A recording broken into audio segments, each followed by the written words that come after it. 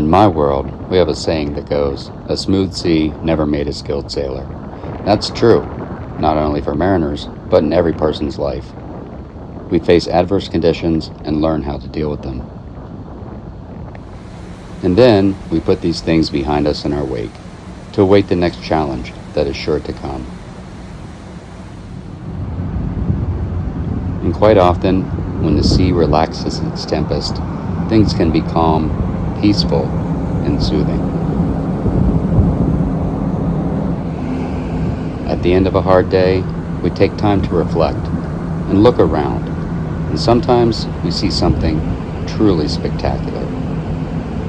I'm Mike Rezebeck, and this is My Mariner Life. Hello and welcome to My Mariner Life. Thank you for checking in. My name is Mike Rezebeck. This is the second episode of this series. In the first episode, I introduced myself, the channel, and I laid out my goals for why I'm doing this. So I quietly debuted the channel to YouTube, and I posted it to one group on Facebook dedicated to ships and the shipping industry. The response has been positive. I've got some likes, some comments, and some subscribers. I thank all who viewed the channel, and the channel will change and evolve as I learn more and strive to improve the experience for everybody, including myself. I'm still learning a lot, how to do this. This is kind of not exactly in my comfort zone because I'm usually behind the camera, taking video, taking pictures, doing different things, and then posting them. So this is kind of a new thing for me, and hopefully I'll learn and be able to improve the channel so it's a little more than just me talking with some videos and everything. It'll be a little more interactive type of things. So we'll see how that goes. Right now, for the next few weeks, probably the next few episodes, it'll be more like this until I go on vacation. I'm at home where I can look into things more. Right now it's kind of hard to do because of my schedule with work and such. So I do want to mention a couple of comments, and thanks to all of you who did comment. I really appreciate that. It's nice to see that there are some people who have gotten an interest in this channel so far. So let me I write down notes because that's how I improve. So bear with me on, I'm going to be looking down and up and down and such like that. So as to the comments, there were a couple I wanted to point out. One was from Northern Elevations. They have a channel highlighting ships that is really cool. I subscribe to it. So I'm looking forward to seeing more of their content, and maybe it'll help me improve on mine. So what they had mentioned in their comment was seeing videos of things that may seem mundane to us who work out here. And to let you know, that is a great comment, because that's exactly what this channel is about, is letting people who might be interested in working out here, or people who are just interested in what we do, see what we do on a regular basis, whether mundane or exciting or whatever the case may be. So I appreciate that comment, and I'm we're right together on that one. So another comment, and I hope I'm saying this right because it's all in lowercase letters, but at LCaptainTJL, who also has a channel showing different ships and things like that, and based on his comment, it seems like we kind of are in the same thought process of doing a channel to we have a lack of sailors out here, and we're trying to generate some interest. So I subscribe to his channel because maybe from his point of view, he can help me with mine, and I can maybe help him with his, and it's kind of a shared community among sailors. We take care of each other out here, so why not take care of sailors that are on other ships who work for other companies or on different types of ships and different jobs. So I subscribe to his channel as well, and I thank you for your comment. So let me go back to where I have my notes again. So, on to the topic of this episode. How does one become a mariner?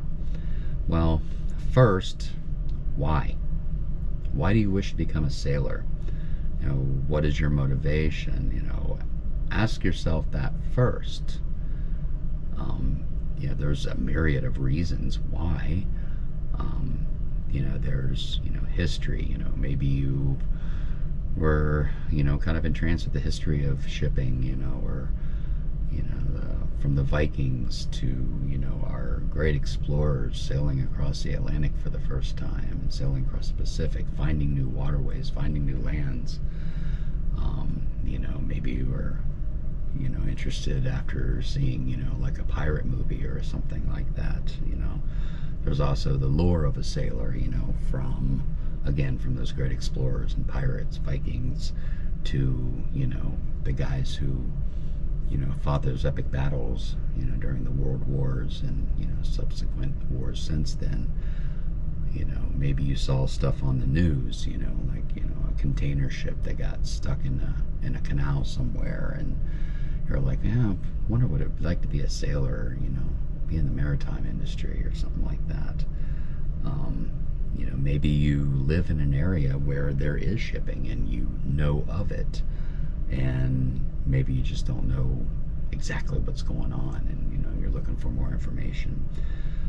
Are you in a need for a pretty stable career? I mean, the job security is actually pretty good out here when you get through all the initial stuff and get used to it and everything.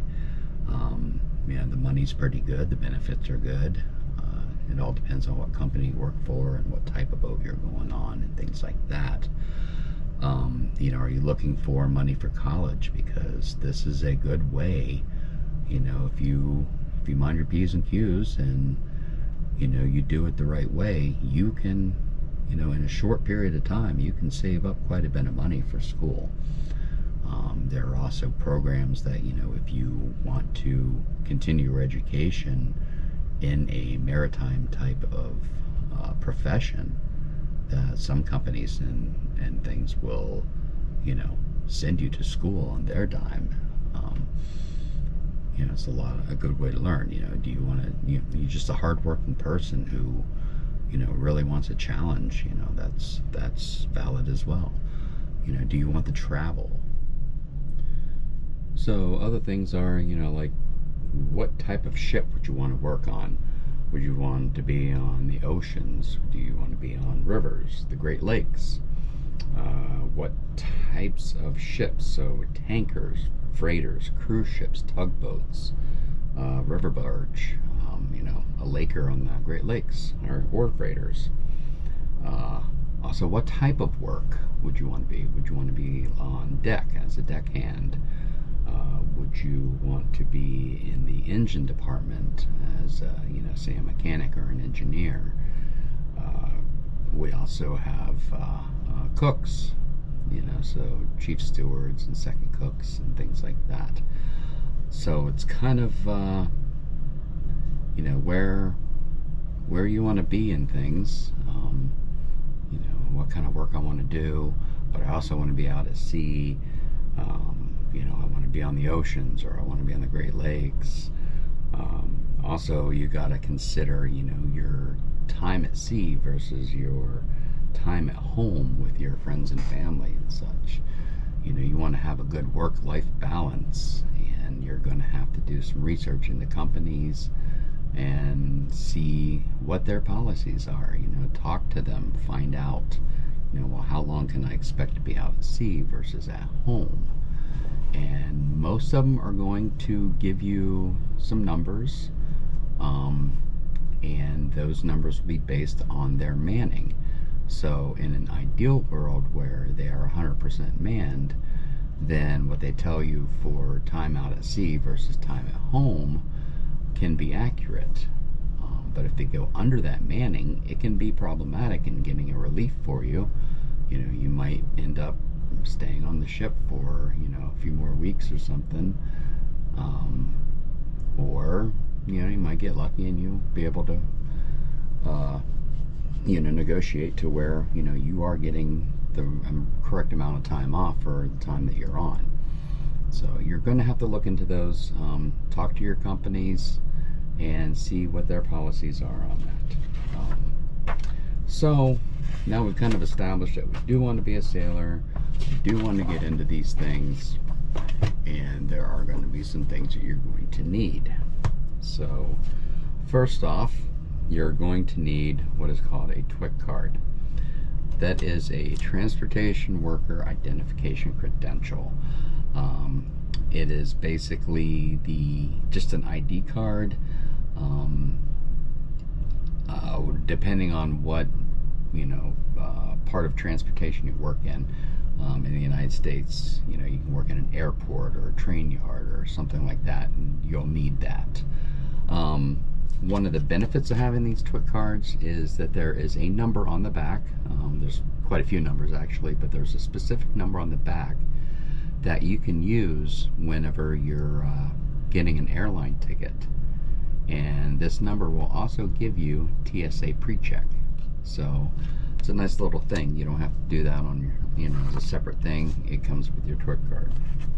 So another thing you're going to want is a Merchant Mariner credential.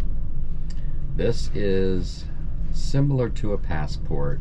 It kind of looks like a passport on the inside, but instead of visas stamped for countries you go into, it will show things like what your limitations are to whatever job you're doing. It'll show what capacity of job you have. It'll show your different credentials, your different endorsements, different trainings that you've done. Now, in some cases, you don't need this, but I recommend getting a passport. I guess especially if you're ocean and such. Here on the lakes, I was only, I don't know if it's the same now, but I was required only just to have, like a real ID, which allowed me to go into Canada or Mexico without having a passport. But that might have changed. They may need a passport now, but again, you'll have to talk to the different companies about these things. The MMC and your TWIC are both good for 5 years. The other part of the process in order to get your MMC is you're going to have to fill out a CG 719B, which is your main application form. So it's where that's where the vetting process starts. You get that form filled out. There is a possibility, I didn't have to do this, but a possibility of filling out the CG 719C, as in Charlie. That's for any declaration of criminal convictions. So, anything beyond like, traffic citations or things like that, you might have to fill some things out. Doesn't keep you from sailing, but it's all part of the vetting process. You also need to do a CG 719K, or if it's your first time out, 719K/E for entry level. That is your Coast Guard physical. It's pretty easy as far as physicals go. It's range of motion, vision, hearing, things like that. It's not a real in-depth type of physical. It's just to make sure that you're physically capable of being out here. You will need a drug test. Most companies are very zero tolerance policy for drugs. We don't want people out here impaired for obvious safety reasons.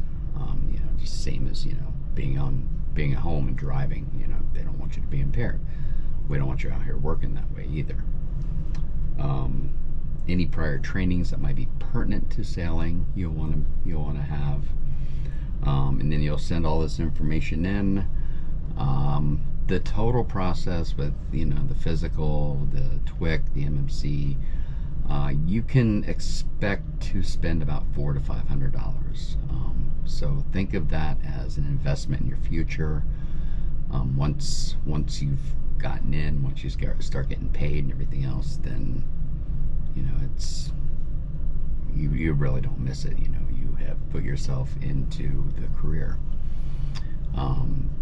Some companies, you may go through a union, so you may have union dues and fees and things like that. So all the financials, other things to, research on Google or on whatever search you use and try to find more information of that. So that's basically how you become a sailor. So now you have all your credentials. Now you got to look for a company. Who's hiring?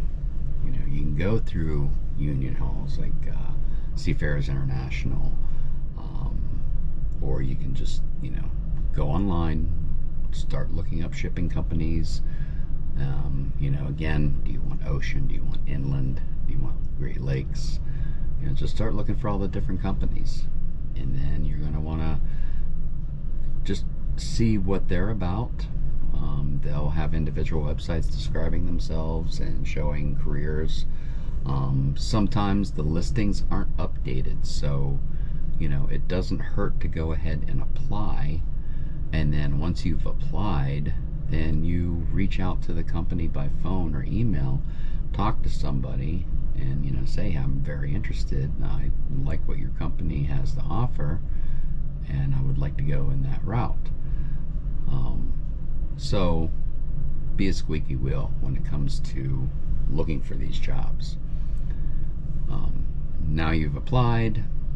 Now they're going to start, assuming they have most will, they'll start vetting. They'll start going through all the paperwork. You might not hear from them for quite some time.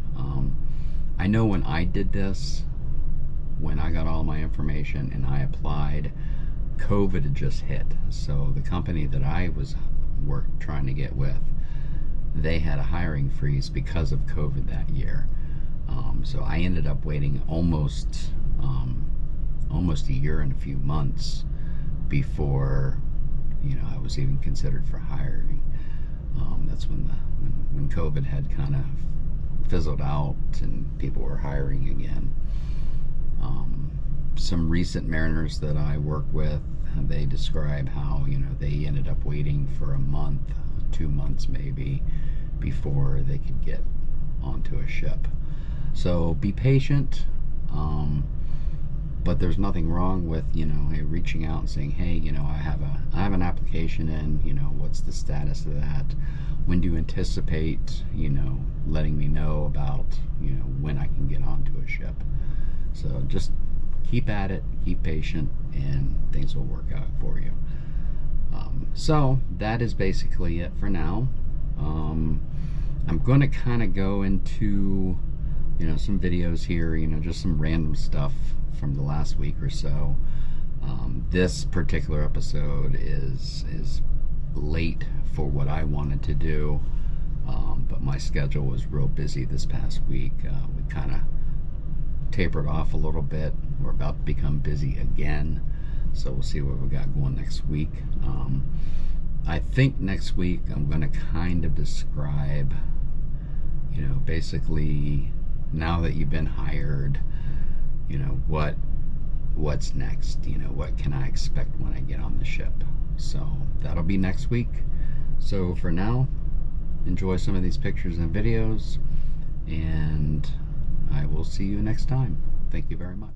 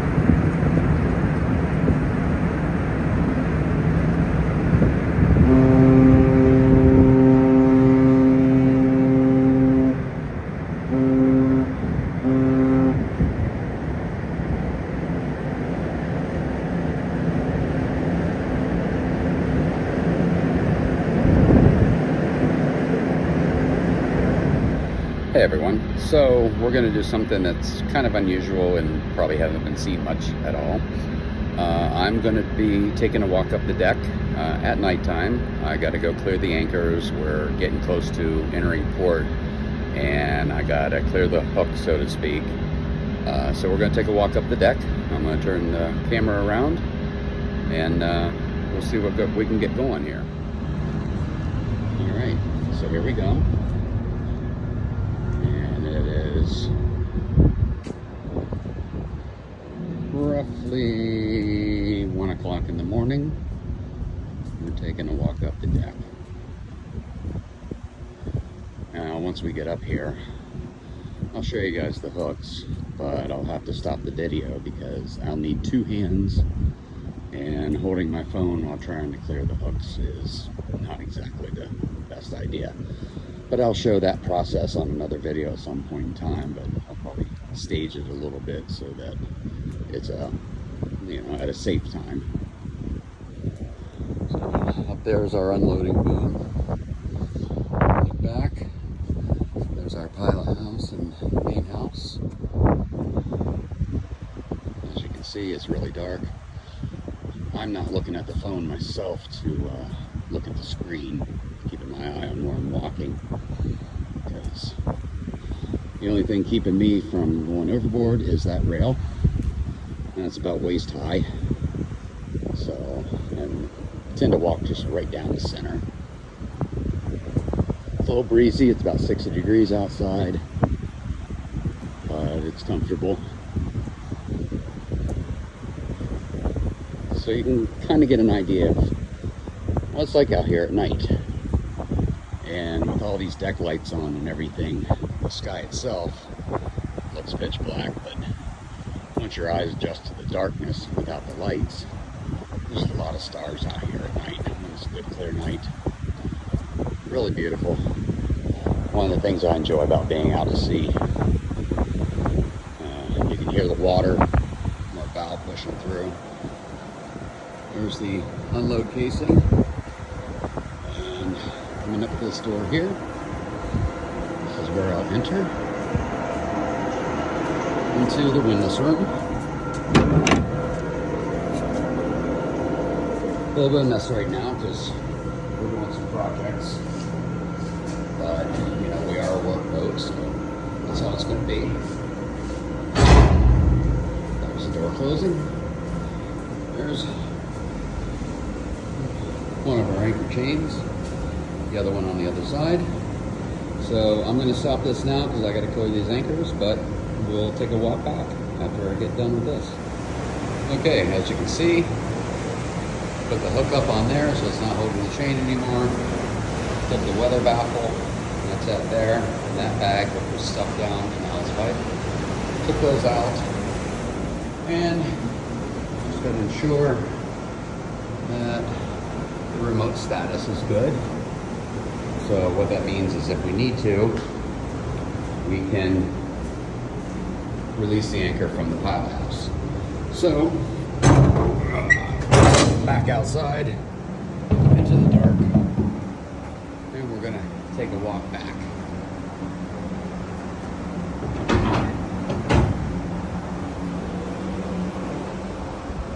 Go down the starboard side this time, so you'll get to see the pilot house as we, the house itself, pilot house up on top. See that as we walk back. So, luckily this isn't as long a ship as many others. So we have some 1,000-footers on here, so that's actually quite a trip. Moon's out, and if we were up in Lake Superior, we'd probably be able to see some northern lights, but right now it's pretty weak, so I don't see them down here in Lake Huron. We just went through the Mackinac Bridge a little while ago. That was before I came up on watch. And then we went by Mackinac Island, which people might remember from the movie Somewhere in Time. That was at night as well. And basically I'm just kind of talking to fill the time as I walk up back to the house. And then I'll go back up and we'll give the captain his 1 hour call. I'll make some coffee and we'll get ourselves prepared for entry to port. We're going to be taking on sand at Drummond Island, although I think we have to anchor out first because of another boat that's there, but we'll see what happens. All right, well, I'm going to go ahead and give you a nice look at the house. We have our winches we use for tying up the other winch. And here's where I'll sign off. Thanks for visiting me, and hopefully you enjoyed this view. Bye. Alright, so a rare moment for us. Very quiet ship. We are at anchor, southern part of the St. Mary's River, between Lake Huron and Lake Superior. Off in the distance, one of our fleet mates is coming through, and we are waiting for this facility to be open to us. There's a ship ahead of us that is running into delay right now. So we're anchored out. It's very peaceful. You see how our lights reflect onto the water. We'll take the quiet for a little bit.